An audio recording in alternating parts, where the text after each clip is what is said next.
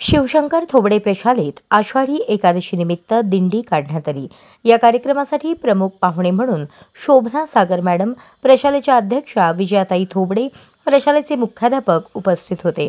मुलांनी वेगवेगळ्या प्रकारे कलाविष्कार सादर केले व विठ्ठलाचा जयघोष करण्यात आला। तसेच प्रमुख मान्यवरांनी विद्यार्थ्यांचे कौतुक केले। कार्यक्रमाचे सूत्रसंचालन राऊत मॅडम यांनी केले तर आभार प्रदर्शन सर्जेराव मॅडम यांनी केले।